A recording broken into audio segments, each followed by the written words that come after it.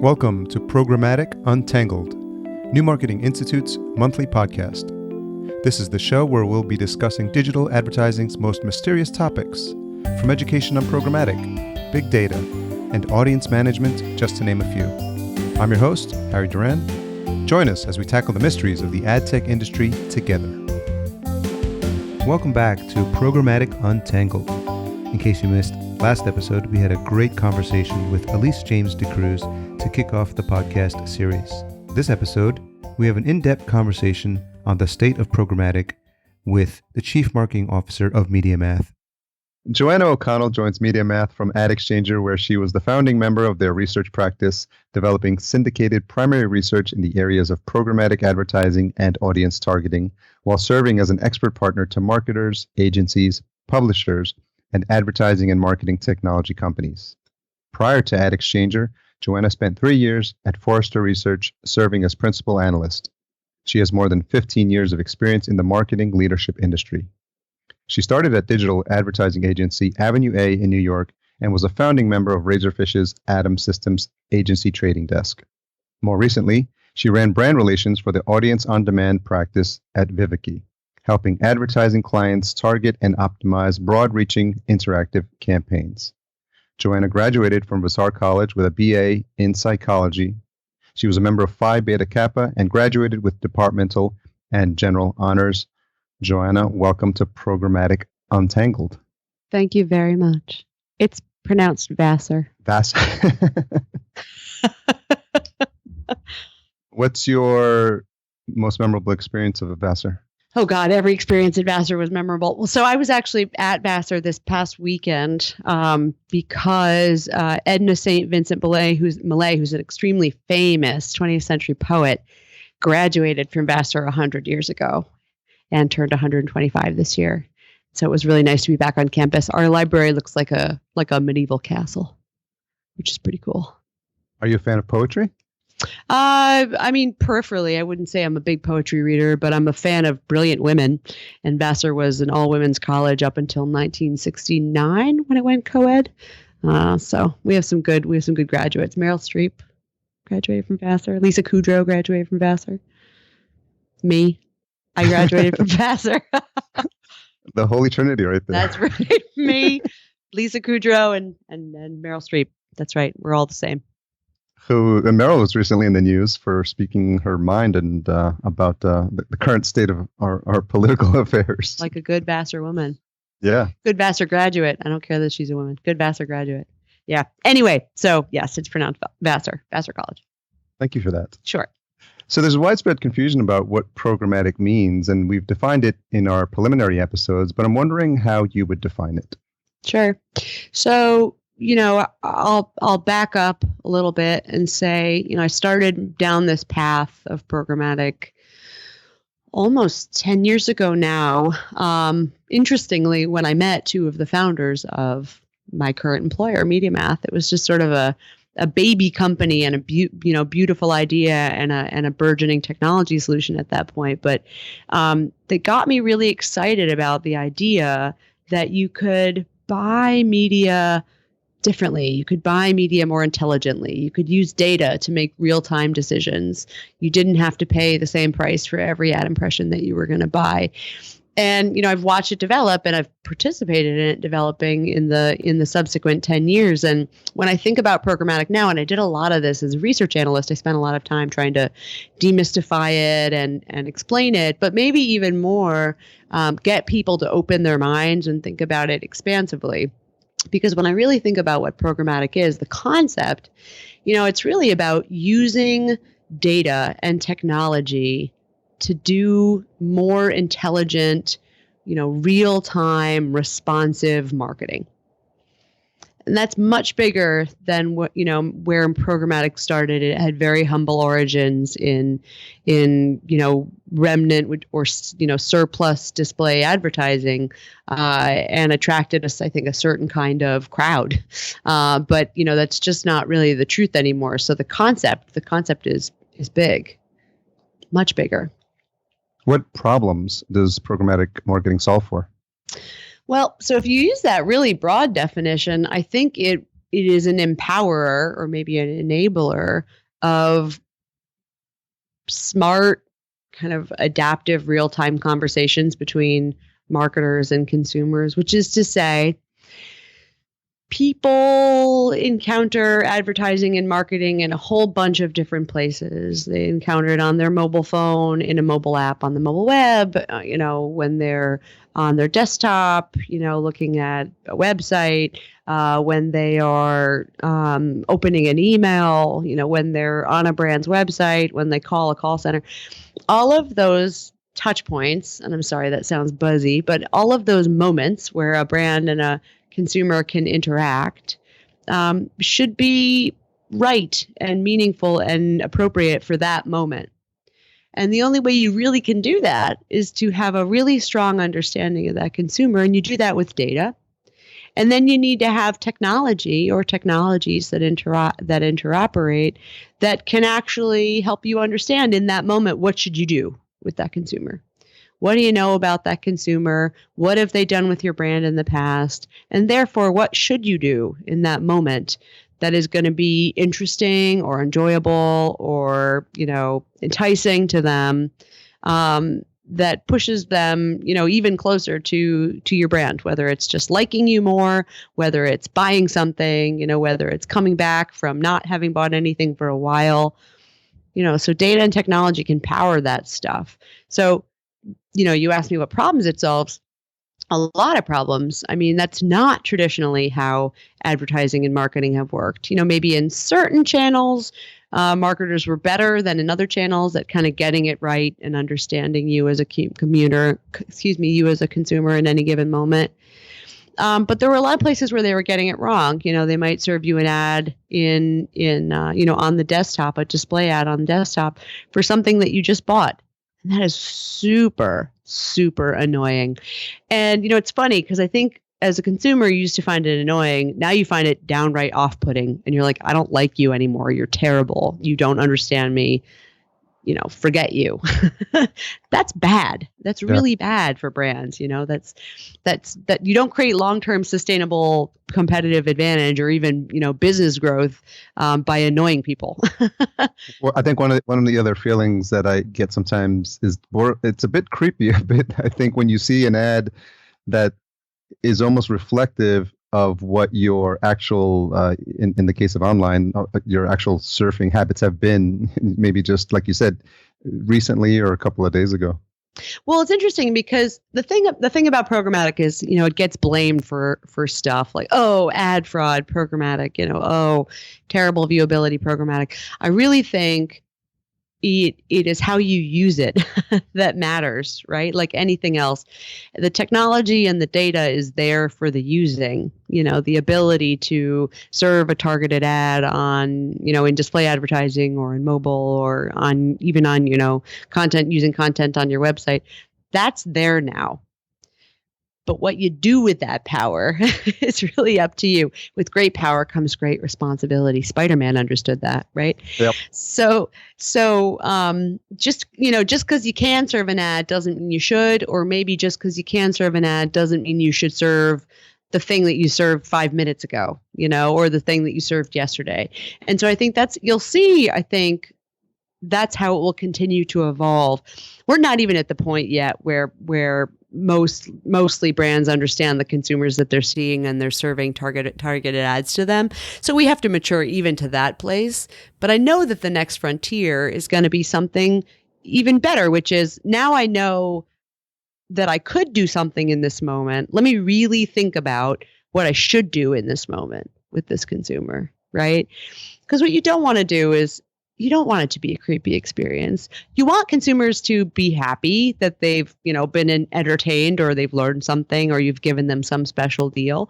I think you also want consumers to understand that there's a value exchange happening, right? Like advertising is a fact of life. It's supporting free content. And by the way, advertising is discovery for consumers, right? Like there have to be ways for people to learn about stuff, and advertising is a really good way for people to learn about stuff. So how do you help them understand what they're getting in exchange, for being on the receiving end of advertising? Yeah, to your point, there are instances when it does feel like they've positioned, like a company has positioned the right product at the right time in a way that's thoughtful, and the timing is almost perfect with what you need at the time. And you're like, wow, they seem to have gotten it right, or they seem to have understood my buying patterns in a way that's more appreciative of me and my time, and not forcing something in my face, I think. That magical moment is data science and technology at work, coupled with really thoughtful strategy, right? Like a brand that's really thinking about the right kind of experience and then using data and technology to give you something good in that moment. And that takes a lot of organizational will, and I think a lot of organizational change, inside of big brands. And you're seeing really good progress there. There's still a lot of work to do. There's still a lot of not great experiences out there because it takes time for brands to change. The problem is that consumers have changed, and they keep changing really fast. And so I think that's a big challenge for brands, is to keep up with the pace of change of their prospects and customers.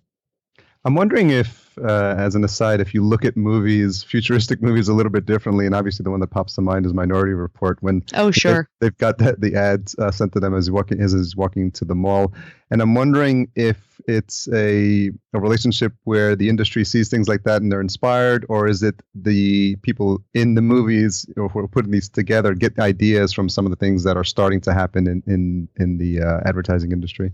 Well, Philip K. Dick was a genius in a kind of terrifying way. But it's funny that you say that, because in the early days when I was a research analyst and I would get up and talk about this stuff when it was pretty new, I would use a still from Minority Report and I would say, imagine this, but in a not creepy way. This could be possible. Of course, just because you can do it again doesn't mean you should, or just because you can do it doesn't mean you should do it the way that they did it in that movie, which was maybe a little aggressive. But this idea that you can do a better job of understanding a person and getting in front of them with things that you think are going to be useful and relevant, like that's not a terrible idea. It's not a terrible idea. It's a good idea. People need stuff. People want to buy stuff. How do you figure out what it is that they want and help them? Yeah, I think doing it in a way that's considerate of what their buying patterns actually are, and to your point that they don't feel like something has been forced in front of them or pushed in their face, I think is a better experience. Well, and again, I think part of that is a better understanding of what's happening and why, and a sense, consumers having a sense that they understand at least enough and feel like some level of control, maybe, and feel that they're not being taken advantage of, but rather they're getting something. You give something, you get something in return, right? Yeah. I'm a loyal customer of, I always use horse examples because I'm an avid horseback rider and I'm a horse owner. So, I buy stuff from Smart Pack or Dover Saddlery, and when they serve me ads, they're cognizant of what I've already bought and things that might be complementary to what I bought. I bought a blanket for my horse. Should I also buy boots for my horse? Or something special to attract me back, like a coupon or something. Those are things that are meaningful to me and valuable to me. Yeah, because to your point, those are things that you would be thinking of buying anyway. And sometimes you get stuff that arrives that you've ordered and you're like, oh, I should have ordered this one more thing. And if they can help you with that process, I think then they feel like they're a partner in the shopping experience. I think that's right. And so, to be really reductionist, programmatic technology can help that process. When you're using machine learning as the underlying kind of decisioning framework, everything that somebody does in response to advertising helps the machine get smarter about what to do next time. Now, again, it's not just machines, it's people coming up with the right kinds of strategies, having an understanding of some particular audience segment or cohort, having the right kind of messages, right? Like you can't just have good technology if you don't have anything good to say. and then letting the technology kind of do its thing. So, it's sort of pushing and probing a lot of areas of traditional ways of thinking about advertising, programmatic, I mean. And all that change at once is a lot. And so part of what you're seeing is an industry working to evolve and mature when, change is hard. Speaking of the evolution, what stage of maturity would you say that programmatic marketing is currently in? So, I'll say this. We've come a long, long way in the last 10 years.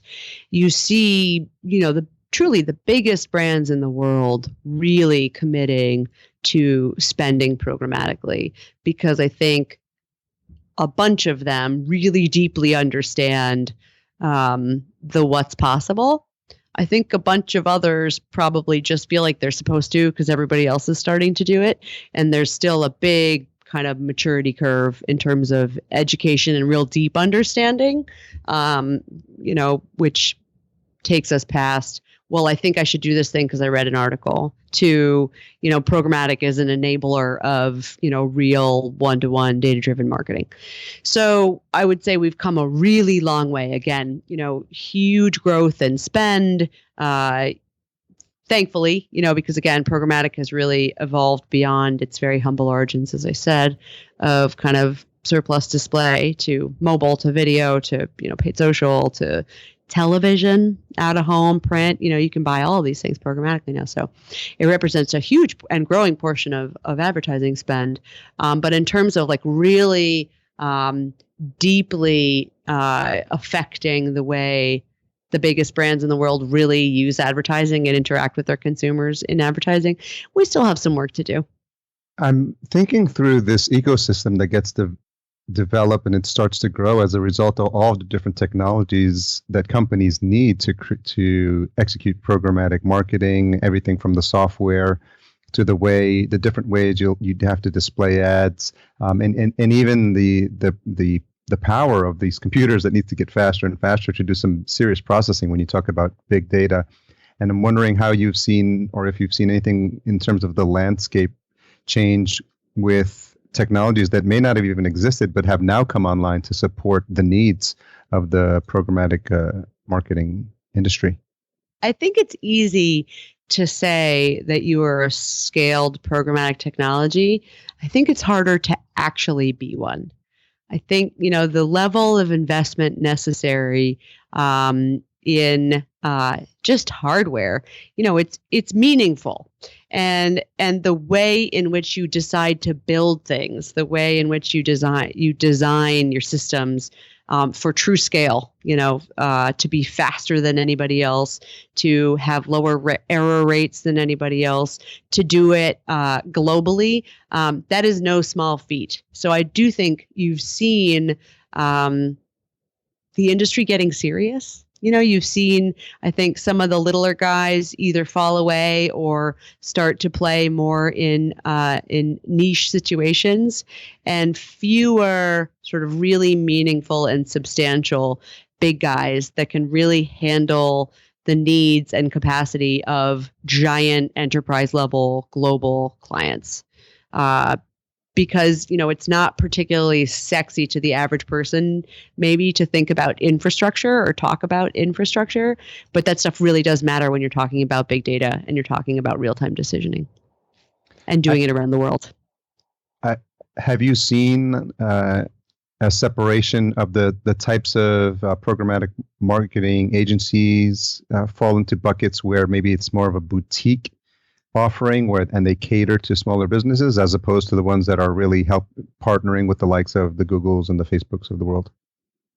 So, the agency landscape is really, really interesting. I think that the evolution of programmatic, really the advent of programmatic and the evolution of programmatic that followed, was very disruptive to the agency world because, again, it challenged some traditional paradigms of how media was bought and sold, and kind of what mattered and what skills were necessary and relevant in media planning, buying, optimization, and measurement. And so I think you've seen the agency world evolve in some ways, really smartly, and in other ways, uncomfortably, and in fits and starts. So you do have a pretty big spectrum, I'd say, of kinds of offerings in the agency world. You have some that, as you said, have either split off from their traditional agency and gone and built something brand new, a programmatic kind of boutique programmatic specialty shop. You've seen the big agencies develop centralized groups that themselves have really needed to evolve in the last few years for a variety of reasons, client questions, and what is the appropriate value for something at the center of a holding company. And I think some really interesting questions about what it means to be big and powerful, as a holding company. I think anybody who counts the agencies out would be foolish.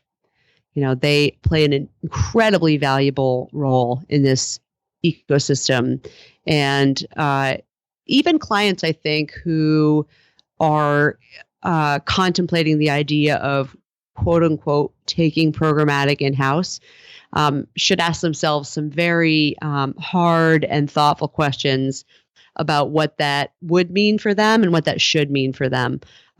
This stuff is not easy. Even with brilliant technology, it still requires a whole bunch of sort of, critical skills and man and woman power.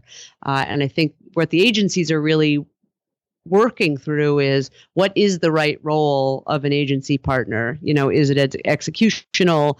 Is it strategic? Is it both? Is it bringing technology solutions to clients, or rather is it, bringing proprietary data offerings to clients, something that a client couldn't get anywhere else? You see them, kind of working through these questions right now. Do you get the sense that some of these boutique firms are more experimental or willing to try things that are new in the industry, and then maybe some of that makes its way into the bigger shops at some point? Yeah, it's interesting. I mean, so it's always easy to be fast when you're little. Yeah. And if you look at, even inside the holding companies, if you look at, the early days of the agency trading desks as they were known, and I started one at Razorfish because we really did want to try to do things differently. We really did want to experiment with this model inside the agency, and then grow it, from the center. As I said, it's always easy to do that when you're little and nimble. It's easier when you're little and nimble and you have the support of a large organization funding you to do it. But sure, when you split off to do something as a boutique, you can just move faster. But, what you might not have is some of the, really valuable but not very exciting infrastructural stuff in place to be able to manage all that. You might not have global scale. You might not have the thing that still does matter, which is buying clout, that comes with being a monster global organization like a holding company. But sure, I mean, what's so interesting is you're seeing some of those guys get acquired into those big holding companies. Perfect example being Accordant, which was created by a couple of ex-agency guys that built up real programmatic expertise, and then very recently were acquired by Dentsu Aegis Network. So they sort of brought that, they built something really great and smart, and then it was brought back into a holding company framework. You touched on this a few minutes ago, but this idea of companies bringing their ad tech in-house. Can you elaborate as to whether you think that may or may not be a good idea in the long term? Sure. So the answer is not that it is or isn't. The answer is that it depends. So when you're talking about, and I'll tell you, I did a whole bunch of research on this when I was a research analyst because it was a very hot question starting maybe 3 years ago or so. Still a very hot question, but maybe in a market that's matured just slightly. When you're talking about taking programmatic in-house, you have to ask yourself, what do you really mean by that? Do you mean that you want to go out and pick the technology yourself and own those contractual relationships? Okay, cool. Definitely seeing a rise in that. And I think for a lot of reasons, that makes tons of sense, especially when we're talking about things like data and managing your data. Do you mean negotiating your own contracts with media providers? Do you mean going out and sourcing, second party and third party data relationships? Do you mean logging into the platform and actually setting up campaigns and executing on them and optimizing? Do you mean data science? All of those things are components, of what it really takes to manage programmatic effectively, especially as, again, we've moved from a model of, it's just about display advertising, some little portion of my budget, to I'm using this, mode of managing media across a whole bunch of addressable touch points. I want to give consumers good, seamless experiences. Therefore, I need to think about this broadly. So, what are you talking about when you say bringing it in-house? So for certain kinds of companies, I think especially ones that are sort of nimble, younger, kind of have data at their core, it's a more natural evolution to have a new technology pop up on the scene that they can control themselves, and to have people inside their organization who have the skill set, or they hire for the skill set, to be able to manage it themselves. I think for a lot of big brands, the answer is not all or nothing. The answer is somewhere on a spectrum of grays. So it might be that they decide to go out and source the technology themselves, perhaps with the advice of their agency, or sometimes not, have the relationship, contractually with the technologies themselves. And we have lots of examples of that here at MediaMath, certainly, but not handle the kind of day-to-day management. That might happen inside the agency with a specific account team. It might be that brand requires its agency to build out sort of a specialty programmatic solution just for them. It might be that brand turns to the technology company to kind of manage that stuff for them. So it's a much bigger question than should I or shouldn't I? And there are just a lot of dimensions to consider. And I think that will continue to evolve. I mean, this is not sort of a static situation. I think it's going to continue to evolve and change. As I said, ownership of data and data management, that feels, I think, more appropriate, because data is such a competitive differentiator. Data is power. But, not necessarily execution of omnichannel campaigns. I mean, a marketer should understand, a marketer should be involved, a marketer should, know to ask smart questions, but it doesn't mean that marketer needs to staff up per se to do that stuff inside its organization. I get the sense that there's a growing need for some type of consultancy that will guide companies through that process as they think about making that decision, because of all the pieces you just outlined there. I imagine most companies do not take them all into account. And so someone to hold their hand and say, have you considered these 8 or 9 points that you just outlined before you make such a decision, and not jump into something that in the end you might regret? Yeah, I mean, it's so interesting, right? Like, that was sort of the most fun part of my job as a research analyst, was actually, playing that role. Not, embedding myself inside of a particular client for 6 months and doing full change management, but the sort of Forrester version of that, which was, I'm going to go out and do a bunch of research so that I can help you understand the core questions that you might want to ask. And I'm going to build a model that helps you self-diagnose and figure out what to do next. But, that said, you've seen the consultancies really leaning into this stuff, right? You've seen the big guys leaning into it and really talking, I think, a good game around it. But they have a lot to learn still. You don't learn this stuff overnight. And you've seen the rise of kind of little consultancies, often born out of, again, ex-agency people that sort of saw it happening from inside the agency, know a bunch, have a lot of useful experience and value to add, and you see marketers just kind of desperate for help in figuring out how to navigate this stuff, what questions to ask, and how to think about it. So yeah, I mean, there is a real need, I think, for expert advice and help. And again, different brands are turning to different places for that. Some are turning to the big consultancy, some are turning to the little guys, some are turning to their agencies if they have a really good relationship with the agency. Some are turning to us and saying, this is a thing I'm thinking about. Can you help me understand what it would take? And, the answer for MediaMath could be, well, listen, it's not just about what it would take. It's about, what's right for you as a brand. What should you, knowing all these things that we know about you and your ultimate goals, what should you opt to take on? What's right for you? Yeah, it sounds like having this holistic picture of all the moving parts is very valuable when it comes to having the conversations with advertisers. And I'm wondering, what are some of the challenges that those advertisers actually face when contemplating adoption? Challenges that they face when they're contemplating adoption of programmatic, or they're contemplating bringing this stuff in-house? Both. Let's tackle both here. I think one of the biggest challenges that you still run into when you're contemplating really using programmatic the right way is internal understanding of what you're really talking about. I mentioned earlier that there are some preconceived notions of what programmatic is, and there are some preconceived notions about, what that means in terms of quality, and preconceived notions in terms of what that means in terms of value.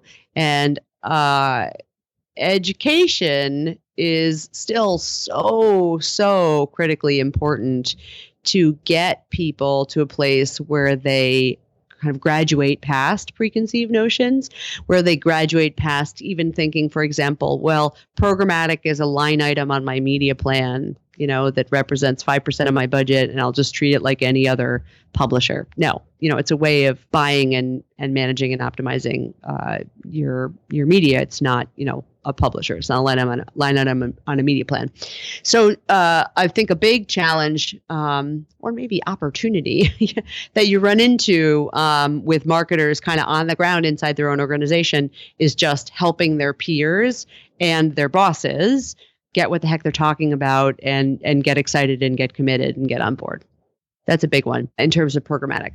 I think it also takes, another big challenge is getting to a place where some of the traditional silos inside organizations start to break down. And these are not easy questions. I'm not trying to minimize them. These things do take real organizational will to change, but having your mobile budget separate from your video budget, separate from your television budget, separate from your display advertising budget, those are false walls. Joanna O'Connell doesn't care that you manage your mobile budget separate from your video budget. She's just really annoyed when, you show her something through a video ad that she goes and purchases, and then in display, you show her the same damn thing she just bought. That is bad. That's a bad consumer experience. So, getting to the place where those walls start to crumble, that is not, as I said, something that happens overnight, but just a big sort of, it's just a big challenge. It's a big obstacle that remains for a lot of organizations.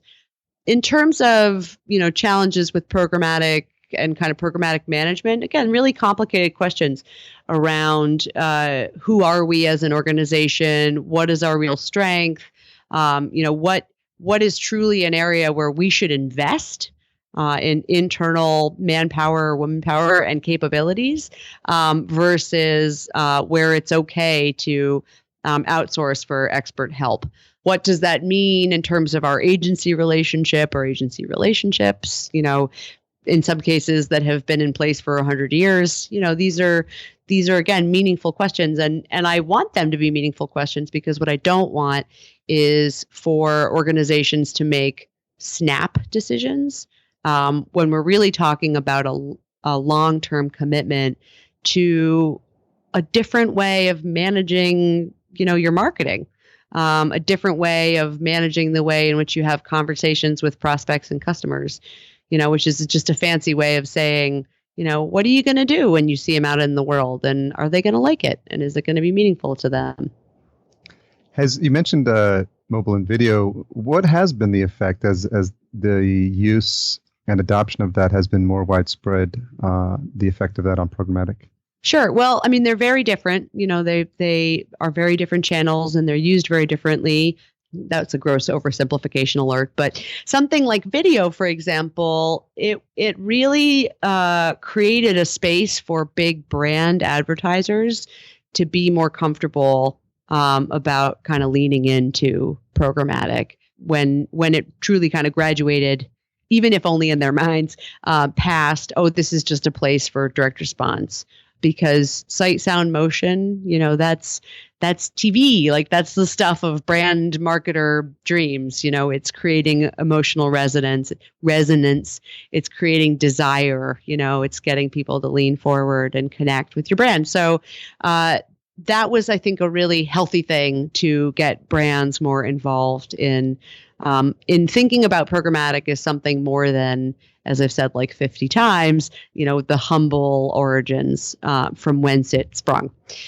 Mobile is so interesting. So it's seen huge growth in mobile overall, and of course, huge growth in mobile programmatically. Now, there are some challenges with mobile that are, I think, we're finally starting to solve for. A big one being mobile plus, which is to say, how do I know that this person on this mobile device is or isn't the same person that I saw on the desktop device? So the kind of inside of a single device and cross-device problem that really requires a commitment to building an identity management solution that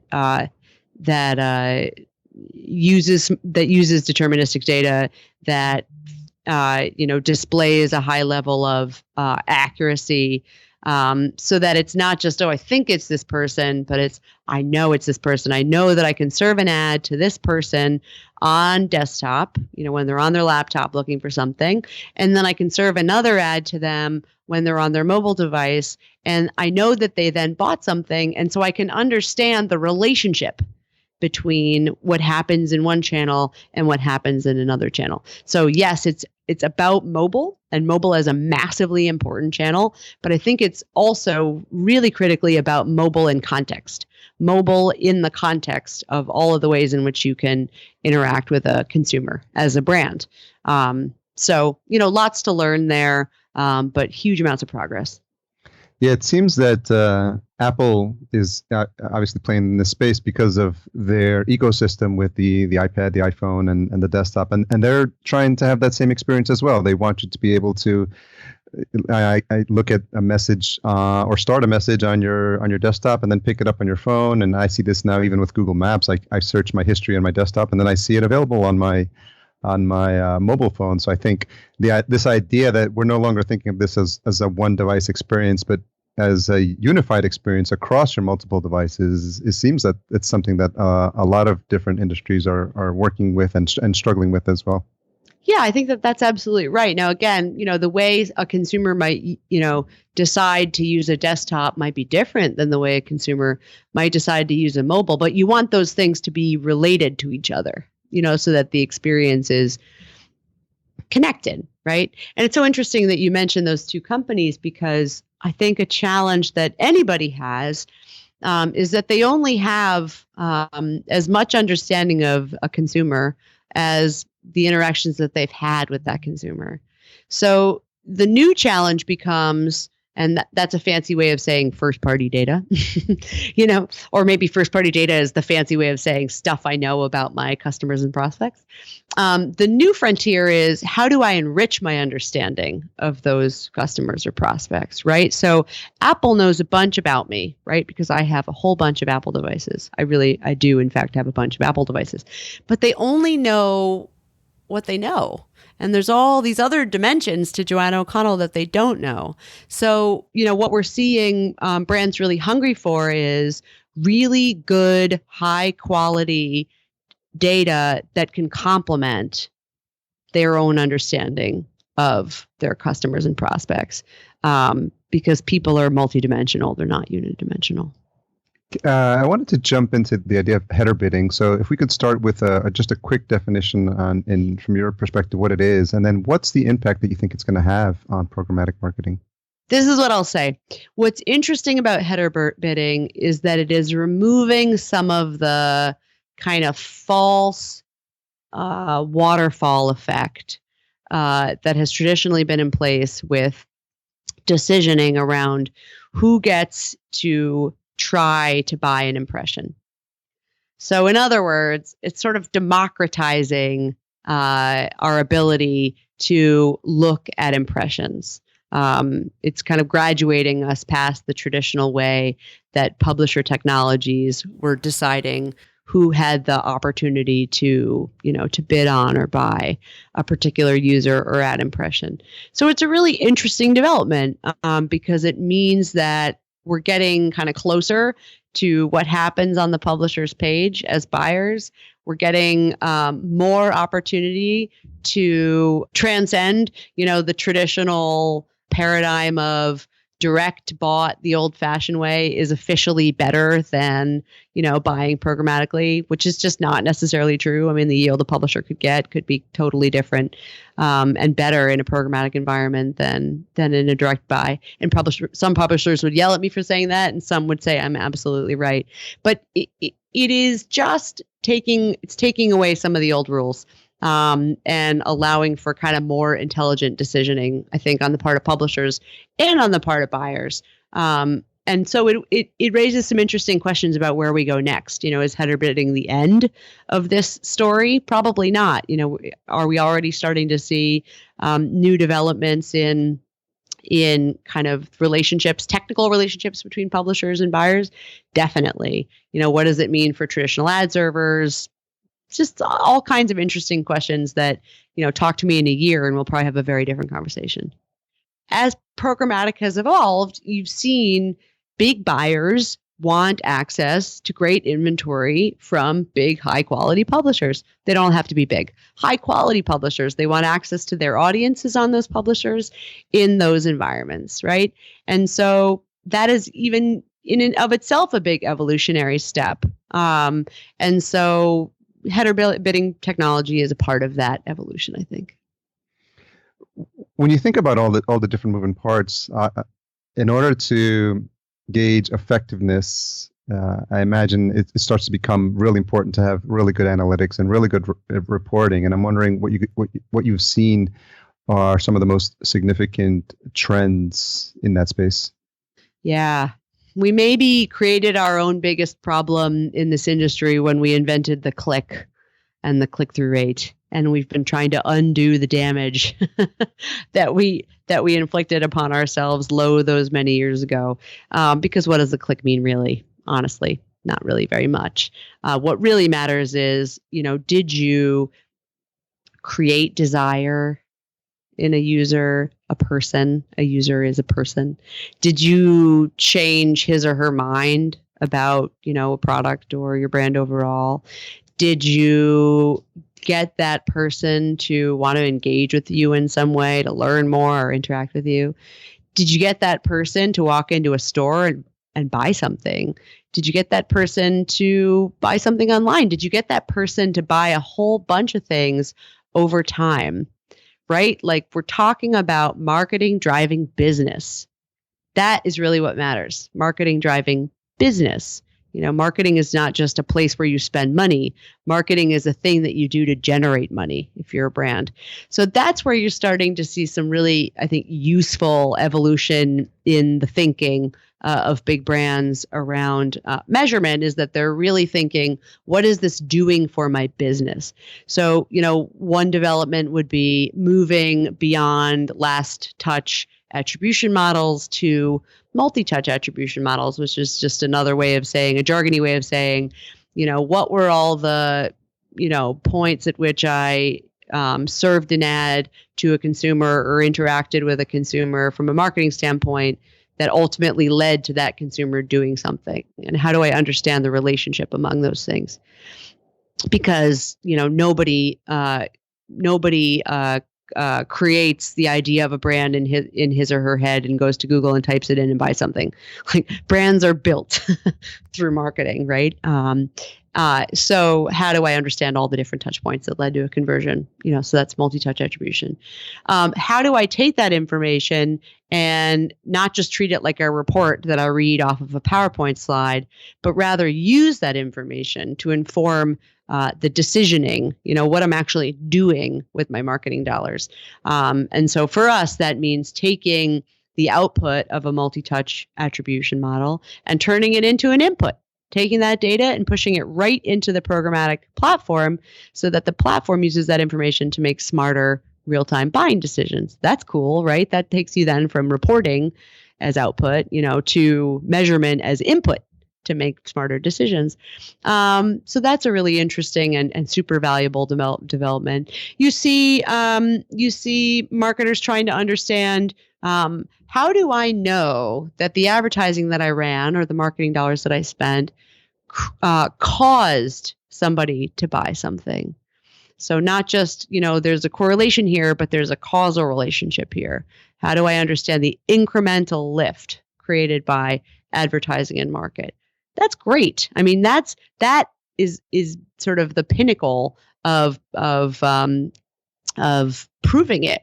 I know I ran advertising, and I know that advertising had a direct impact on my bottom line. So you're starting to see that be something that marketers are leaning into, at least something that we're encouraging them to lean into. It makes a ton of sense, right?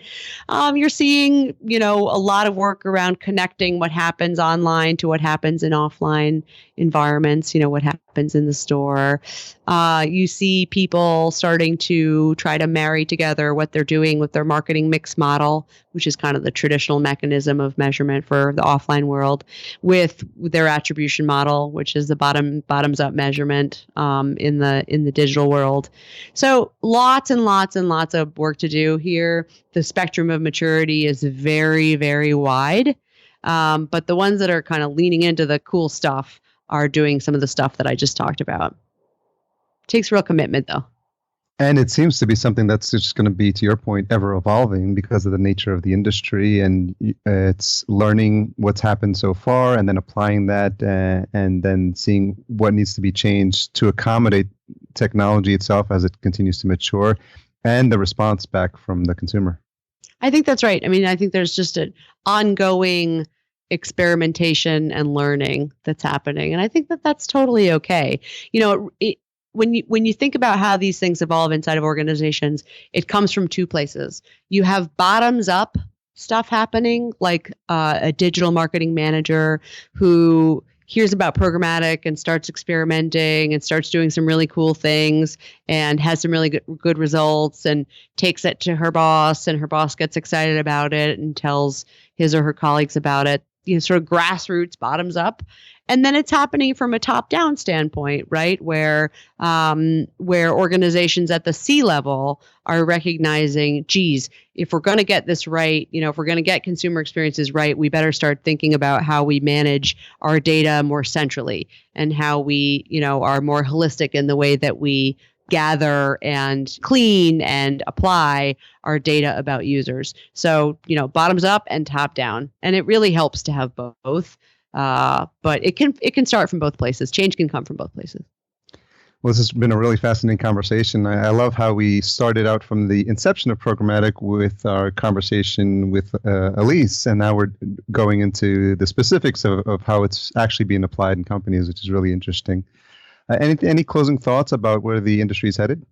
If you go back to my definition of programmatic, which was really expansive, as I said, for a reason, the possibilities are sort of infinite, right? I mean, anything that's addressable and kind of standardized can go programmatic. Because again, you're just talking about, real-time decisioning using technology, fueled by data. So that could be, ads on, your wristwatch, that could be and will be more and more of television. It's starting to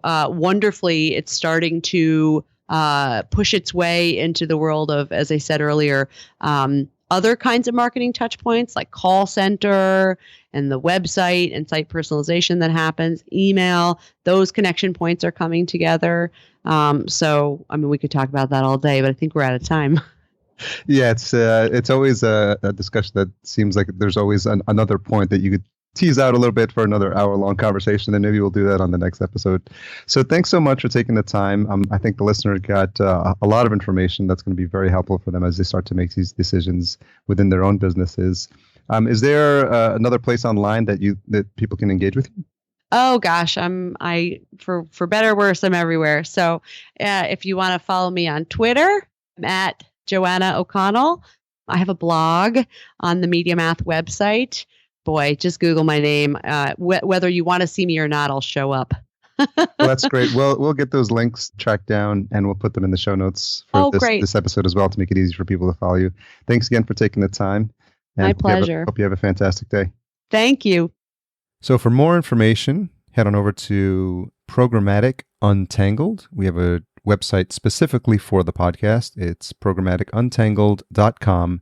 And there you'll find all the episodes and full show notes. And so we'll have a description and some tweetables. So there's some key points that were made during this conversation that you can tweet out and share on social media. So we really invite you and encourage you to continue the conversation on the website.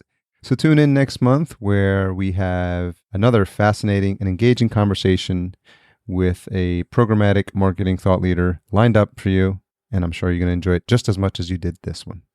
As a way of closing out the episode, every month we'll play you a different track submitted by the finalists in our podcast intro music contest.